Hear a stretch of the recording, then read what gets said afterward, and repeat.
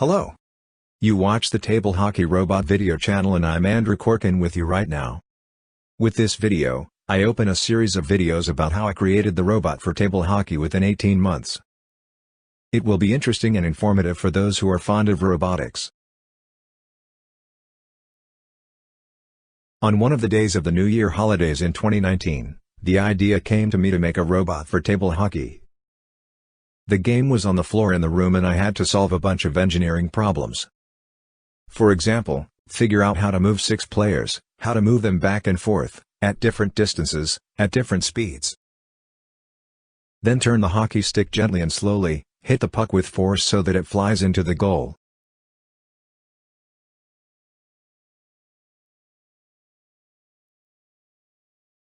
The most realistic option was the option with 2 motors.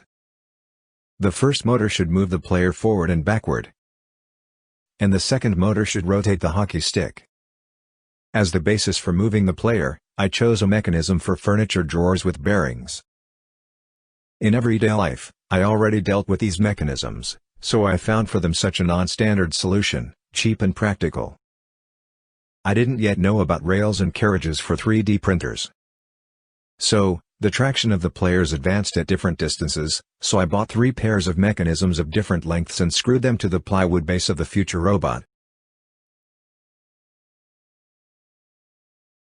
A sheet of plywood of standard size 760 by 760 mm I previously painted in blue-gray. Not bad for a start. Before that, I only heard about stepper motors that they do not work like regular motors, but step by step. After reading more about motors, including stepper motors, I realized that this is exactly what I need.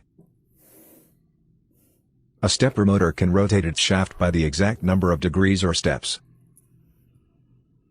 Also, I learned that to control the motor, you also need a motor driver. The driver receives low voltage control signals from the controller or computer, and the driver already supplies higher voltage and current from the power supply to the motor for rotation. With the movement of the players it became more or less clear what to do. It was still necessary to deal with recognizing the position of the players and the puck on the playing field. There were several options, but I wanted to use the capture of the image of the playing field through the camera and the recognition of objects using a neural network.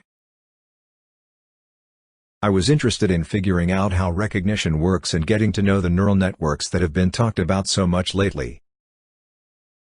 I had a Microsoft HD webcam in my possession with a resolution of 1280 by 720 pixels and 30 frames per second. I placed the camera on a rod 1 meter high above the playing field, just so that the entire playing field would fit into the frame. As the brains of the robot, I decided to use my desktop computer for now. This is more convenient during development, but in the future the robot was planned to become independent, i.e. will certainly be equipped with its own separate micro or mini computer. In the next part, I will talk about my acquaintance with the Arduino controller, with connecting to a computer via USB. Connect 2 NEMA 17 size stepper motors to the A4988 motor drivers and show how they rotate simultaneously. For me, this was the first and very informative step into the world of modern robotics.